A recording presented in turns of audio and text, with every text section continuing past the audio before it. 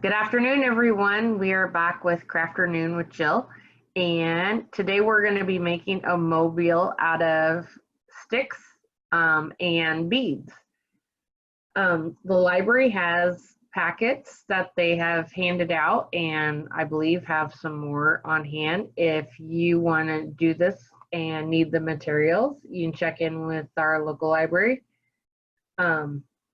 The most important lesson today is going to be learning how to do a knot.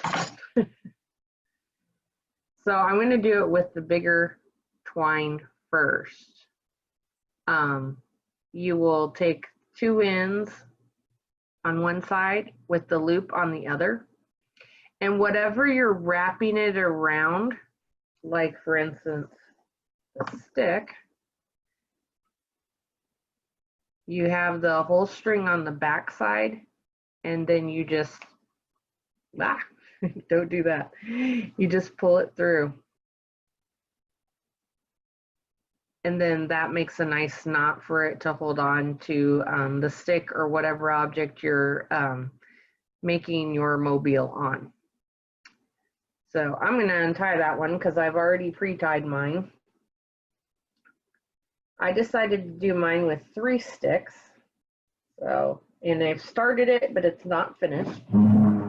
So there is, the top stick is held on by 2 of the ropes, and then there's a middle stick just held in the center, and then the lower stick also held in the center. And then for each stick, I'm going to be tying on fishing line. And I'm using the same kind of slip knot for those. This stuff is great for craft projects, and it lasts forever and ever and ever. And usually you can steal it away from your dad or your grandpa. So again, make your loop, meet your 2 ends so you have it tiny like that. We're gonna put it on and underneath the stick, pull it around and through, and then pull it tight. Now with both ends of the fishing line, I'm gonna start stringing the beads. This is a simple project, but it has a really cool end. You can hang it up outside or in a tree. You could hang it in your room. Maybe mom would want it hung in her living room, wherever. You could give it away as a gift. And to me, it doesn't matter what order the beads go on, but some people will probably like to lay out and plan their beading ahead of time.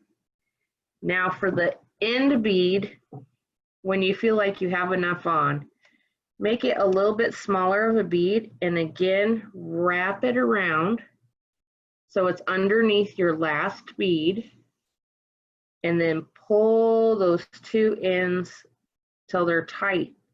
So that kind of makes a knot around that little bead. And I do it twice for a good measure because fishing line can be really slick and it could slip out. And there you have your other one.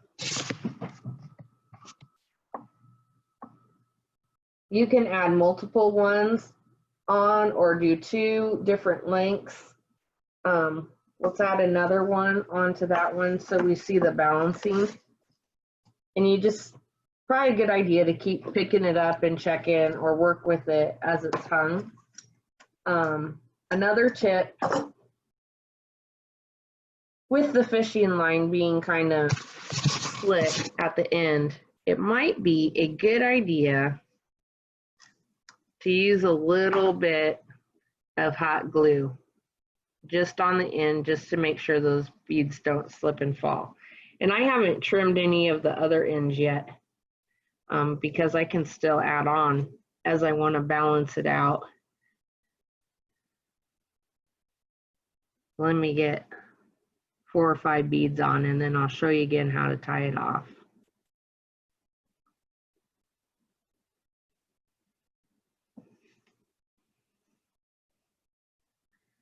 I've used both glass beads and plastic beads for this. You can get beads fairly cheap at our local Walmart. You can also get them at our Dollar Tree. Like I said, the library had some materials. You don't have to travel out of town to get the materials for this project.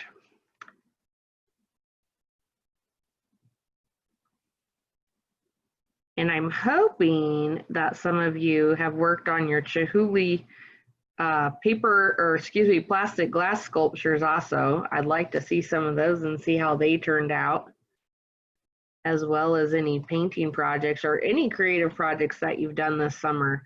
We've definitely been given more time to create this summer than we've ever had before, or at least that's how I feel. So there's my last bead. Tie it around, slip it through, and then pull it tight. And then just do it again.